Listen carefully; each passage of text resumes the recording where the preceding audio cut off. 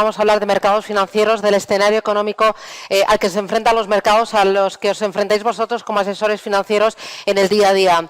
Para ello le voy a pedir que vaya subiendo Daniel Lacalle, economista. Daniel, por favor. La verdad es que esta semana estamos todos bastante pendientes de lo que puedan decir, de lo que puedan hacer los bancos centrales. Tenemos, hoy mismo arranca reunión de la Reserva Federal de Estados Unidos, tenemos también a los principales banqueros reunidos en Sintra y a los mercados, yo no sé si excesivamente dependientes, súbete Daniel, de los bancos centrales, y no sé si esa dependencia es buena o es mala, qué de bueno y qué de malo trae a los mercados y también a la economía real. Muchas gracias. Porque sé que eres muy crítico. Bueno, no, muy crítico no. Bueno, un poquito, un poquito ¿no? crítico. Si no somos críticos, Bueno, a ver cómo nos entretenemos, ¿no? Claro, no, pero yo sí que te he oído en alguna ocasión que al final tanta dependencia de los bancos centrales, sobre todo aquí en Europa, ha hecho que los gobiernos se relajen y no hagan caso, es poco, ya, Relajarse que es se poco. crucen de brazos y no hagan esas reformas estructurales de las que viene hablando Mario Draghi desde hace ni se sabe cuándo. Claro que sí. Imaginaos por un momento que vosotros día 1 de enero decidís que vais a first year resolutions, vais a reducir peso, vais a poneros fuertes y llegáis al gimnasio. Llegáis al gimnasio, os apuntáis al gimnasio, pagáis y os encontráis una enorme mesa llena de donuts, de pasteles y de tartas, ¿no? Con un cartel pequeñito que pone coma con moderación. Muy pequeñito. Bueno, da igual, como si es grande. Con todo respeto, te vas a poner como el Kiko, ¿no? Eso es la política monetaria mal llamada expansiva.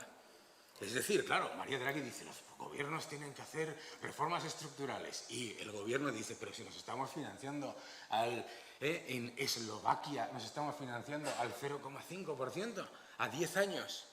¿Qué reformas estructurales, no? Y cuando das la sensación de que el dinero es gratis, la gente piensa que el dinero es gratis. ¿Cómo no va a pensar que el dinero es gratis cuando tú lo que estás introduciendo en la mente de los ciudadanos es que el dinero es gratis y que ¿por qué va a ser un problema de dinero? Entonces, ¿crees que el Banco Central Europeo debería dar marcha atrás? Primero tenemos que entender qué es lo que se consigue con los tipos negativos, ¿no? ¿Y qué es lo que se busca con los tipos negativos? Bueno, se busca, entiendo yo, frenar la desaceleración económica. No sé si se va a conseguir. Ahora tú piensa por un momento que tú tienes un negocio, como tú tienes o como tengo yo. Tenemos un negocio, cualquiera de vosotros, y tenemos un negocio que no es rentable, que es inviable con los tipos de interés al 1%, pero que es perfectamente viable con los tipos de interés al 0,5%. ¿Qué tipo de negocio es eso? Una bomba de relojería, ¿de acuerdo? Entonces, lo que no nos damos cuenta con la relajación de los tipos de interés es precisamente que lo que tú estás haciendo es generar una distorsión en el precio del dinero que el ciudadano medio, que es mucho menos tonto de lo que pensamos, ve perfectamente que no tiene ninguna relación con el riesgo que percibe en la economía. O sea, tú ahora mismo, el otro día me preconcedieron un crédito, ¿no? Me llaman por teléfono, una llamada de estas que no esperas, y me preconcedieron un crédito. Señor Lacalle, le hemos preconcedido un crédito. ¿Qué me dijiste? Sí. Le hemos preconcedido un crédito. ¿Cuánto? No quiero decir la cantidad porque es obscena. ¿Ah, sí? ¿Y eso? ¿Para qué? Dice, para lo que usted quiera. ¿Para lo que usted quiera? ¿Para lo que yo quiera? O sea, que nos vamos todos los que estamos aquí de esta noche de fango y para eso me da usted un crédito. Sí, porque unas condiciones estupendas, bla, bla, bla, bla, bla. ¿Entendéis? ¿Qué es una burbuja? ¿No?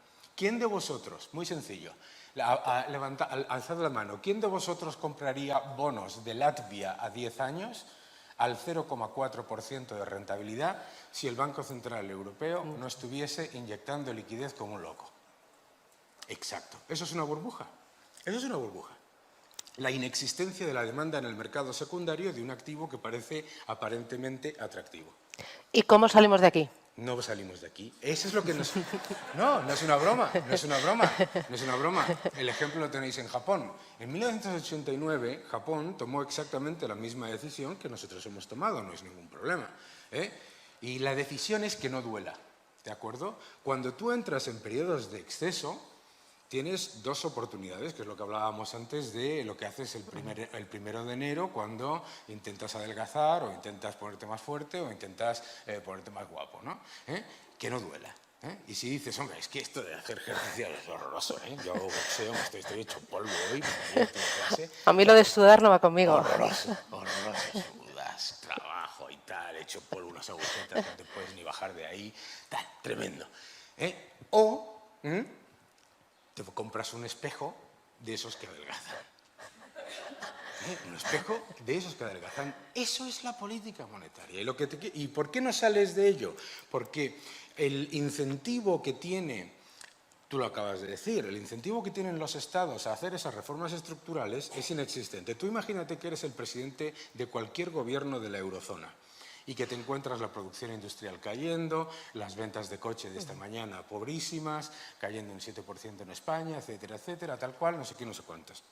Y de camino al Parlamento, mientras tienes que dar explicaciones por qué el déficit está subiendo, por qué está aumentando la deuda, etcétera, etcétera, piensas, anda, que si hubiese una inflación del 10%. La inflación, el impuesto de los pobres. Claro, lo que intentas a toda costa es crear inflación. ¿Qué es lo que pasa? Que no creas la inflación, no es que no haya inflación. No sé quién de vosotros ha salido alguna vez del supermercado diciendo no lo puedo tolerar, la carne ha bajado. O que se ha ido de una... Yo el otro día eché gasolina y salí y digo, no lo puedo tolerar, ha bajado la gasolina. No lo ha dicho nadie, ningún consumidor, nunca. La búsqueda de la inflación no es nada más que pasarle las ineficiencias del sector público al sector privado. Entonces, la búsqueda de la inflación no ocurre cuando tú tienes una política en la que bajando de manera expresa los tipos de interés y aumentando monstruosamente la liquidez, que es lo que hace cualquiera de vuestros socios o de vuestros asesorados, bancos, etcétera. Imagínate que tú tienes un negocio, no como el tuyo, que va estupendamente, o como el mío, que va estupendamente bien, sino imagínate que tienes un negocio que no va bien, ¿vale? Y vas al banco y le dices, aquí están las llaves. ¿Qué te dice el banco? Que no quiere las llaves. Susana, Siéntate. siéntate, que vamos a refinanciar esto como sea.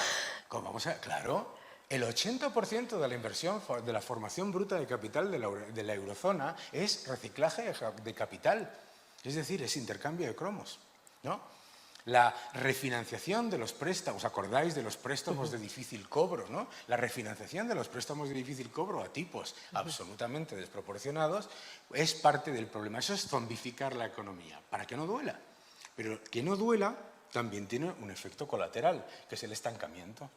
Claro, nos dicen, hombre, todos los años, el 1 de enero, escuchamos de los analistas de consenso, como no puede ser de otra manera, que este año crecimiento robusto en mercados emergentes, todo va muy bien, no sé qué, bla, bla, bla, bla, bla, bla. Y todos los años, el 31 de diciembre, revisiones a la baja del crecimiento económico, etcétera, etcétera. Lo que se está haciendo es zombificar la economía. Por lo tanto, como inversor, tú tienes que ser consciente, uno, de que si te pones en el modo de pensar esto va a ser una debacle tipo 2008, no va a pasar. Porque cuando tú permites que Eslovaquia se financie más barato, ajustado por el dólar y por la inflación, que Estados Unidos, cuando tú permites, con todo mi cariño a Eslovaquia, país maravilloso, pero que no, vale, o España, vamos, no quiero aquí todo el mundo poniéndose la medalla de las primas de riesgo, cuando tú permites que un país como Italia, que dicen que es un desastre total, un desastre absoluto, guerra entre el gobierno italiano y el Banco Central Europeo, Bruselas durísimo con Italia, ¿no? Y van y te lanzan una moneda paralela, el minibot, con dos narices, y se financian al 2%. ¿Tú te imaginas si eres Salvini, una persona muy agradable, una de las personas más divertidas que conoceríais en vuestra vida, lo que estás pensando, a por ello, claro. Entonces, Bueno, te voy a dejar... ¿me dejas a mí? Sí, te voy a dejar solo, ante el peligro, porque es apasionante, Un ménage à deux, pero no. No, tú, es que mi capacidad no es de... una cuestión de preguntar, lo malo son las respuestas. Por lo tanto, tenemos dos partes, tenemos esa posición absolutamente evidente que estamos disfrazando de una manera muy agresiva el riesgo, ¿no? Fijaos que ahora mismo estamos hablando de qué va a hacer la Reserva Federal, ¿no? Yo hace, año y medio, año y medio conocí a Jerome Powell, ¿no? Y cuando conocí a Jerome Powell me dijo, estaba muy orgulloso de que él nunca había invertido en los mercados de renta variable. Y, entre otras cosas, era bien consciente de que la política monetaria de la Reserva Federal estaba inflando de manera absolutamente desproporcionada los activos de riesgo. Él fue el que, entre otras cosas, empezó la conversación diciendo que el mayor comprador de renta variable de Estados Unidos son las propias empresas, ¿no? Y cómo la compran y cómo recompran acciones, fundamentalmente endeudándose. ¿Y por qué se endeudan para comprar acciones? Porque es, con respecto a su coste de capital, una mejor decisión de inversión que hacer una inversión de capital o una inversión en formación bruta de inversión productiva. Claro que tiene toda la lógica. Entonces, era perfectamente consciente de eso. Fíjate, solamente con una bajada de los activos de riesgo entre octubre y diciembre, de nada, con todos mis respetos, después de una década de expansión de los activos de riesgo, el cambio de chip ha sido absoluto. Ya, fijaos que en octubre el consenso de analistas que miran las decisiones de la Reserva Federal esperaban entre 2 y 3 subidas de tipos para este año, ¿de acuerdo? Ahora hay un 96% de probabilidad de que se bajen los tipos en julio, ¿no? ¿Y por qué se tienen que bajar los tipos en una economía que crece al 3%, que tiene un 3,6% de desempleo y un 2% de inflación subyacente? No tiene ninguna lógica, ¿no? Si yo os digo que mi economía va estupendamente, el desempleo va estupendamente y la inflación va en línea con mis expectativas y digo que tengo que bajar los tipos de interés, no concuerda con la percepción del inversor. Y el inversor, en ese entorno, claro, resulta que ¿a qué le achaca su percepción de incertidumbre? ¿No? ¿Escucháis esto? Esto lo vais a decir todos mucho en vuestras reuniones, ¿no? Es que hay un entorno de incertidumbre. ¿Entorno de incertidumbre? Ninguno. Ningún entorno de incertidumbre. Como decía un amigo mío, decía, a mí no me preocupa la incertidumbre, a mí me preocupa la certidumbre. ¿De acuerdo? La incertidumbre, con esa vivimos todos, ¿no? Yo empecé a trabajar con la guerra de Irán. Anda que si había incertidumbre en aquella época. Entonces, incertidumbre ninguna, no está pasando absolutamente nada. La guerra comercial. ¿Qué guerra comercial? ¿No? Guerra comercial llevamos desde el año 2001, en el que George W. Bush empezó a poner aranceles al aluminio. Desde que Obama le ponía aranceles a los paneles solares chinos. Llevamos en guerra comercial desde el año 2001. Entonces, lo más importante es entender, es no caer en los errores de ponerle excusas a lo que nos genera esa incertidumbre. ¿Qué es lo que nos genera la incertidumbre? Que el precio del dinero y la cantidad de dinero no concuerdan con nuestra percepción macroeconómica y microeconómica de cómo está yendo la economía. Esto, los que sois todos asesores financieros tendréis clientes que os dirán España va fatal, esto es un desastre, esto es horroroso, no lo puedo soportar, nos vamos al hoyo, ¿hay que comprar bancos? Eso lo oís todos los días, ¿no? ¿Qué le parece el Santander? ¿Qué le parece el BBV? Estupendo, ¿no? Claro, no nos concuerda el precio y la cantidad del dinero con la percepción macroeconómica y microeconómica. Y lo que tenemos que hacer es vivir con esa certidumbre. La certidumbre de la represión financiera. ¿Qué es la represión financiera? La represión financiera es un término que inventaron dos economistas maravillosos, Ken Rogoff y Carmen Reinhardt, que tienen un libro que os recomiendo a todos, que se llama Esta vez es diferente, ¿no? Esta vez es diferente se llama el libro. ¿Por qué? Porque siempre vosotros escucháis esto constantemente en los medios de comunicación.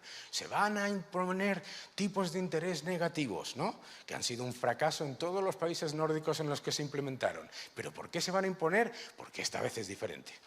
Se va a hacer en China lo mismo que se hizo en Japón, pero en China va a funcionar. ¿Por qué? Porque esta vez es diferente. Y el libro maravilloso se llama Esta vez es diferente porque nunca es diferente.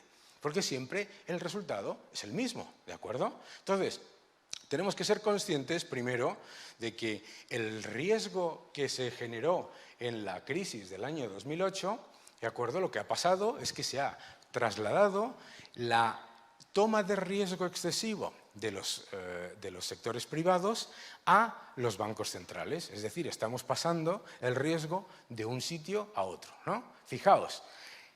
El Banco Central Europeo, lo que más ha comprado de bonos corporativos en la eurozona, de bonos corporativos, sabéis que además de bonos soberanos compra bonos corporativos, ¿sabe lo que han sido?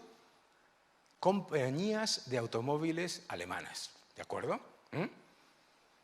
Y dirás, oye, ¿para qué? ¿No? ¿No se supone que tiene que comprar activos de bajo riesgo que están con un precio desproporcionadamente alto para estabilizar los precios y mantener el crecimiento económico? ¿Y por qué compras bonos de compañías semiestatales como EDF, la francesa, o de activos que nunca han tenido problemas para financiarse ni en el pico de la crisis? Estas empresas se financiaban a 150 puntos por encima de mid-swaps, ¿no? ¿Por qué lo haces?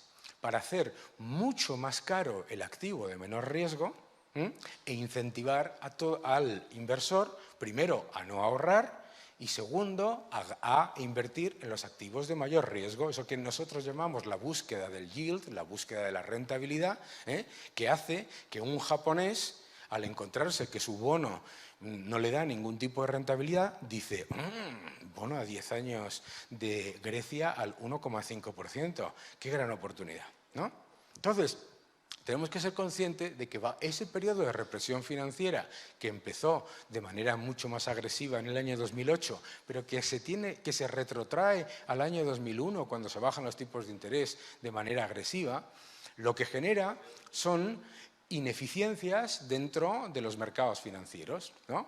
Y entonces no podemos caer, en la idea de que la única solución es, como todo va mal, pero nos están engañando vía represión financiera, entonces hay que estar en cash. ¿Por qué? Porque la represión financiera lo primero que hace es destruir el valor y el poder adquisitivo del dinero.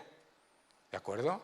Os dicen que no hay inflación, eso de que no hay inflación, o sea, un 1,5% de inflación todos los años, los precios han subido desde el año 99 en Europa más de un 40% los oficiales. No tienes todos los días a gente protestando en Francia porque hace mal tiempo, sino porque los precios y por los costes de la vida. ¿De acuerdo? Entonces, esa idea de que no hay inflación, primero es una falacia, pero da igual.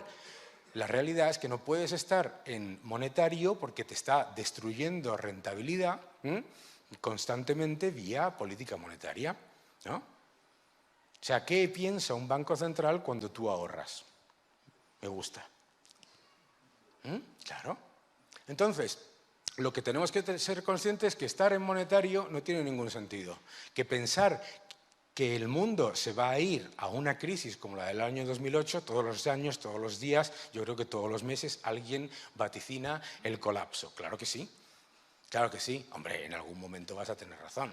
En algún momento vas a tener una crisis. Pero cuando el objetivo es que no duela, es muy fácil zombificar la economía y perpetuar los desequilibrios. Lo hemos visto en Japón, pero no solamente lo hemos visto en Japón, lo hemos visto en China, que lleva desde el año 2008 en estímulo tras estímulo, tras estímulo, tras estímulo, aumentando la masa monetaria a doble dígito para crecer cada vez menos, ¿no? Entonces, lo que tenemos que ser conscientes, primero, estar en monetario no es la solución. Tampoco es la solución pensar, bueno, como los bancos centrales van a seguir inyectando liquidez, fiesta, ¿no? El accionista de Tesla, el accionista de Deutsche Bank, sabe perfectamente que eso no funciona tampoco. No por eso, sino porque no puedes ignorar la realidad macroeconómica y la realidad microeconómica de los beneficios empresariales. No lo puedes ignorar. Porque lo que hace la represión financiera no solamente es los activos más seguros, mucho más caros, sino que también nubla nuestra percepción de riesgo y nuestra percepción de oportunidad. Entonces, ¿qué es lo que ocurre? Fijaos, esto vosotros os ocurrirá con todos vuestros clientes, la tolerancia a la volatilidad es bajísima. Susana sabe que, le conté la anécdota que una vez me llamaron de televisión para hablar sobre el colapso de la bolsa. Y digo, ¿qué ha pasado? No me he enterado de nada, ¿no? Había bajado la bolsa un 2%, un 2%. Nuestra tolerancia a la volatilidad está completamente nublada por la política monetaria y por lo tanto te viene la gente a veces y te dice, ¿por qué ha bajado un 2% ese valor? Pues porque hay más vendedores que compradores. ¿Qué me cuentas? ¿Sabes? Claro, volatilidades, los que estamos aquí, muchos de los que estamos aquí, los que estáis ahí en los asientos baratos, saludos también, hemos visto volatilidades de verdad, ¿no? Entonces dicen, el retorno de la volatilidad, ¿qué volatilidad? Entonces, nubla nuestra percepción de oportunidad y nubla nuestra visión de riesgo. Por lo tanto, es en realidad una situación en la que tienes que seguir invertido además sabiendo que el mayor comprador de bonos soberanos es el Banco Central de turno, ¿no? Siempre dicen, los chinos van a vender sus bonos de Estados Unidos, pero si el mayor comprador de bonos de Estados Unidos es la Reserva Federal, ¿no? Por un lado tienes al mayor comprador de bonos, que son los bancos centrales, y por otro lado tienes al mayor comprador en Estados Unidos, no en Europa y no en Japón. Bueno, en Japón es el Banco Central, que es de renta variable, que son las empresas, en el caso de Japón es el Banco Central, ¿no? Entonces, ¿cuál es el objetivo? El objetivo es que los activos de riesgo sigan estando caros.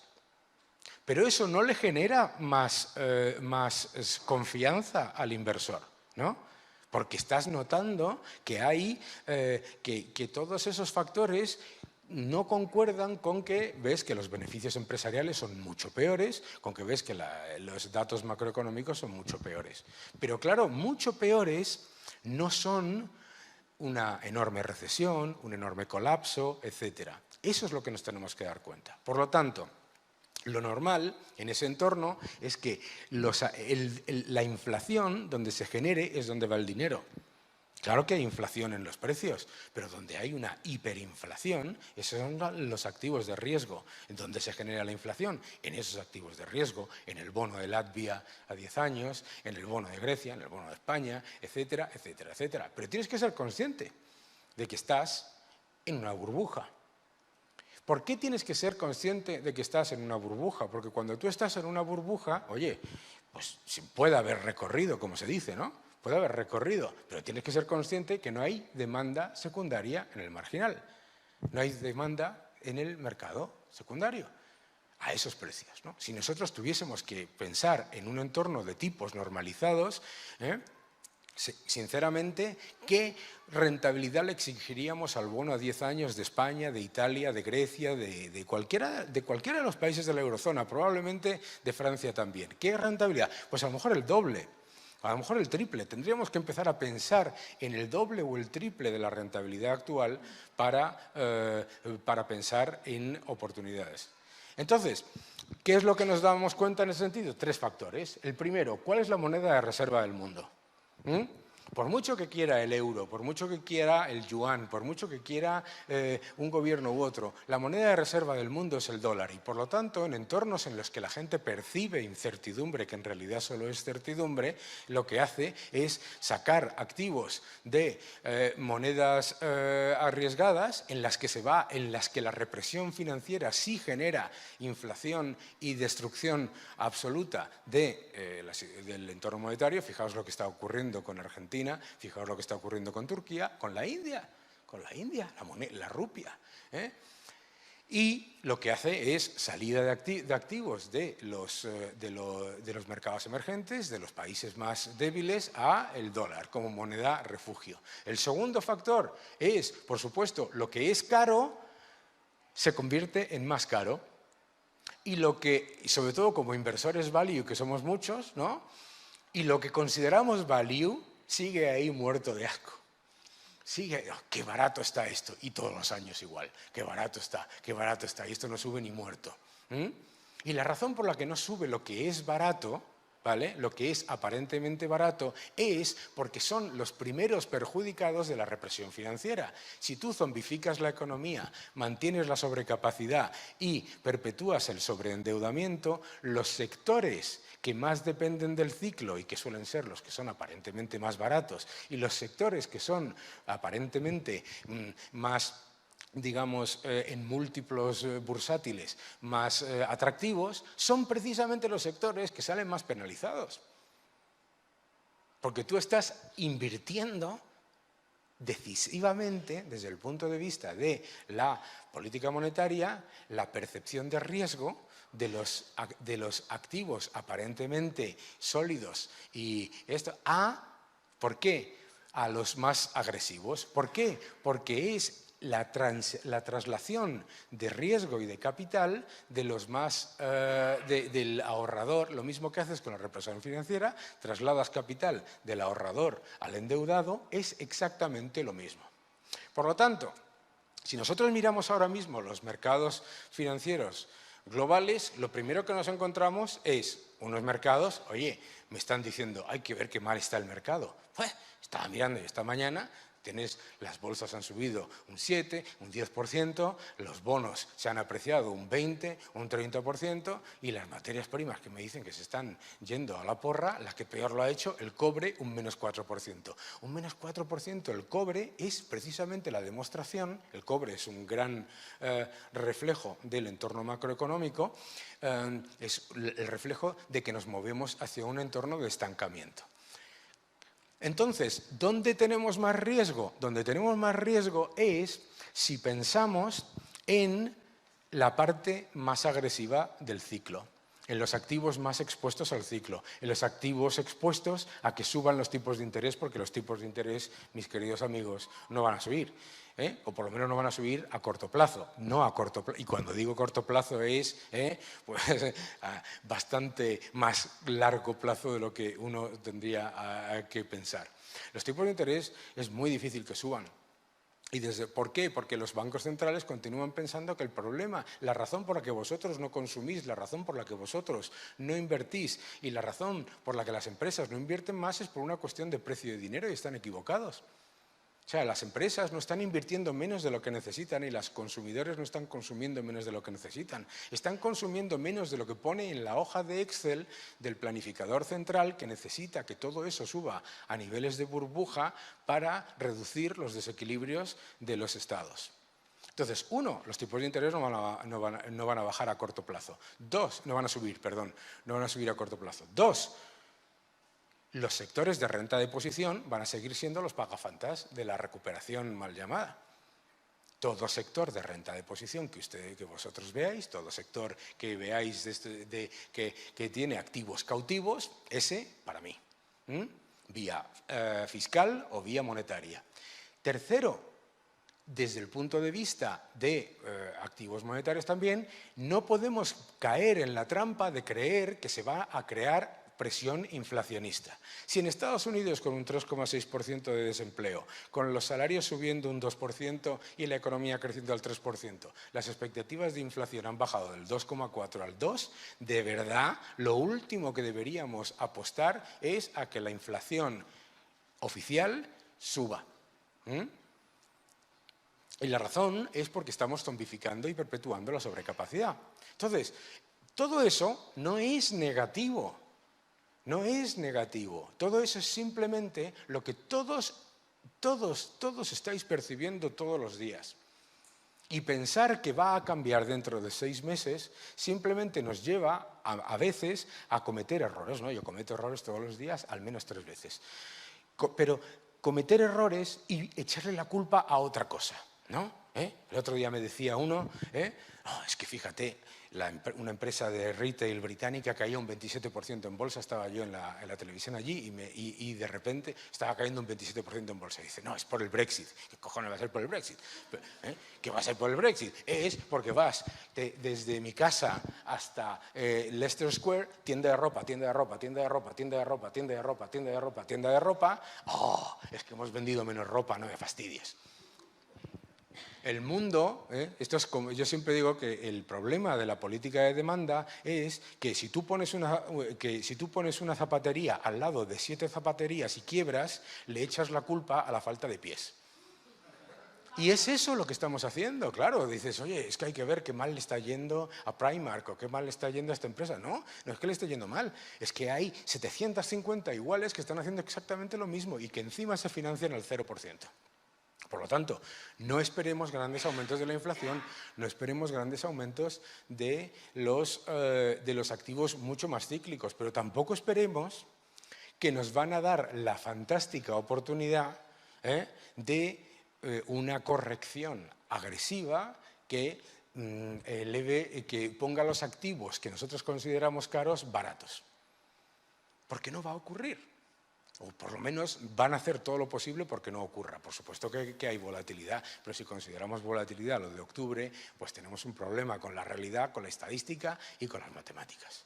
Por lo tanto, mi mensaje es realmente, uno, no caigamos en la trampa de creernos que la razón por la que las cosas funcionan o no funcionan es por el tuit del pobre presidente de los Estados Unidos, que no tiene la culpa de nada, y que se le echa la culpa de todo se le echa la culpa. Estaba yo en Turquía, te lo juro, cae en la venta de casas en Turquía un 31% porque el aumento de la masa monetaria del Banco Central de Turquía es del 25%, ¿sabes? Del libro, ¿de acuerdo? ¿Y a quién le echan la culpa en la televisión? A Trump, ¿eh? Claro, la culpa es de Trump, ¿no? Entonces, cuidado con los chivos expiatorios, ¿no? Decía mi querido Carlos Rodríguez Brown que el mejor amigo del hombre no es el perro, sino el chivo expiatorio. Cuidado con echarle la culpa al Brexit, echarle la culpa a Trump, echarle la culpa a la guerra comercial, porque la desaceleración de China no viene de la guerra comercial, la desaceleración de China viene desde el año 2008. La desaceleración de la eurozona no viene por la guerra comercial, sino por perpetuar los desequilibrios, sino por mantener vía política monetaria unos desequilibrios monstruosos que lo que es una mala asignación de capital de los sectores a los sectores de baja productividad desde los sectores de alta productividad. Entonces me decía Susana, ya termino, es normal que me lo dice, ¿qué? Que diga algo del Brexit. Que el Brexit es el mayor non-event que te puedas imaginar. El Brexit es un cuento chino. Yo vivo en Inglaterra, como sabéis, ¿no? O sea, si vosotros veis la televisión aquí, parece que en Inglaterra, no sé, la gente está pidiendo por las calles, ¿no? El paro está a mínimos de 75 años, los salarios están subiendo, no hay ningún problema, no está pasando absolutamente nada con el Brexit. Aquí, en la Unión Europea, tampoco está pasando nada con el Brexit, pero es que hay una cosa muy evidente. ¿Qué va a pasar con el Brexit? Pues que irán prolongando, y la situación es muy sencilla. La Unión Europea, cada uno de sus países, 27 países, tienen un enorme superávit comercial, es decir, venden muchos más productos al Reino Unido de los que compran del Reino Unido, ¿vale? Por lo tanto, por ahí el Reino Unido tiene un as en la manga, pero el Reino Unido tiene un enorme superávit comercial en servicios con la Unión Europea. Por lo tanto, ahí tiene un as en la manga la Unión Europea y están condenados a entenderse. ¿Qué es lo que ocurrirá? En mi opinión, yo creo que igual que hay un acuerdo con Noruega, un acuerdo con Canadá, un acuerdo con... el otro día me hablaban de los enormes peligros del Brexit. Se van a ir todas las empresas, se van a quedar sin comida, decían, se van a quedar sin comida, te lo juro. Está todo el mundo gordísimo. Tampoco pasaría nada. Pero resulta que entonces saqué la lista de peligros del acuerdo comercial entre la Unión Europea y Suiza, de hace 30 y tantos años, ¿de acuerdo? Y entonces resulta que se decía lo mismo. Nestlé se va a ir de Suiza, las empresas suizas van a dejar de estar, los bancos suizos van a quedarse sin dinero, los suizos, fijaos, ¿no? O sea, ¿qué es lo que se llegará? Se llegará a un acuerdo británico. Hay un acuerdo noruego porque se llegó a un acuerdo con Noruega, para Noruega. Hay un acuerdo con Canadá porque se llegó a un acuerdo con Canadá. Y habrá un acuerdo, en mi opinión. Ahora, por supuesto, en el camino, entretenimiento, mucho. Sobre todo con mi buen amigo Boris, que va a ganar de calle las elecciones al Partido Conservador. Y, por lo tanto, bueno, yo lo que plantearía, desde luego, como inversores es, uno, sigamos buscando las oportunidades sabiendo en dónde estamos, en ese periodo de represión financiera, que la represión financiera nunca va a menos, acordaos de los assignats en Francia, en la Revolución Francesa, siempre va a más. Que ya tienes mucha gente hablando de tipos nominales negativos como la panacea para salir del problema. Y por lo tanto, mantengamos nuestra exposición de acuerdo a esas cosas, sabiendo que mientras tanto estamos zombificando la economía. Muchísimas gracias, muchas gracias. Ahora, cuando hablabas de Esta vez es diferente, ¿no? Es el libro. Esta vez, this time is different. Ah, pues estaba recordando que cuántas veces he dicho yo, esta vez es diferente. Claro. Por ejemplo, cuando el Brexit, cuando Fukushima, cuando las .com estallaron y pensamos, esta vez es diferente y esto se va al carete. Igual que el otro día cuando ya se metió en la guerra comercial, la guerra tecnológica, Huawei, dijimos, buf, esto se va al carete, es el fin del mundo. Y bueno, no, aquí estamos, ¿no? Claro, es que el mundo no se acaba, el mundo no se acaba y de hecho lo que te vas a encontrar es que la burbuja de los .com es la razón por la que ahora, yo me acuerdo cuando te decían que comprásemos empresas de .com porque íbamos a pagar por cada email $1. Bueno, o por las visitas que ibas a tener a la página web, Bueno. como si el Corte Inglés ganara por la gente que se pasea simplemente a Bueno. levantar etiquetas. Pero la razón por la que hoy tenemos Internet, este señor está con ese teléfono fantástico, con una enorme cantidad de aplicaciones que le salen completamente gratis, es precisamente por eso. Las burbujas no son malas. O sea, lo bueno es que exploten, lo malo es cuando no dejas que exploten. Porque cuando explotan es cuando generan un enorme beneficio para los consumidores, ¿sabes? O sea, tienes una burbuja, explota, resulta que tienes tecnología barata, tienes muchísimo, las redes, no sé cuántos, las redes que en aquella época se consideraba que iban a valer, bueno, me acuerdo cuando se decía, no quiero hablar, porque es una gran empresa del IBEX, pero me acuerdo cuando se decía que una gran empresa del IBEX iba a valer 3 veces más, porque como tenía el monopolio de las redes de telefonía, bueno, pues vale 3 veces menos. Pero no es una... Entonces, acordaos de esto, los sectores de renta de posición son los pagafantes de la represión financiera. Bueno, pues un oye, placer. un placer. Encantada, ¿Cómo lo hemos Daniel. pasado? Un placer. Muchas gracias a todos, Un muchas placer. gracias por escucharme y os dejo placer. con la inestimable compañía. ¿Te dejo a ti? Ah, no, Sí, me lo bueno, llevo, me lo llevo.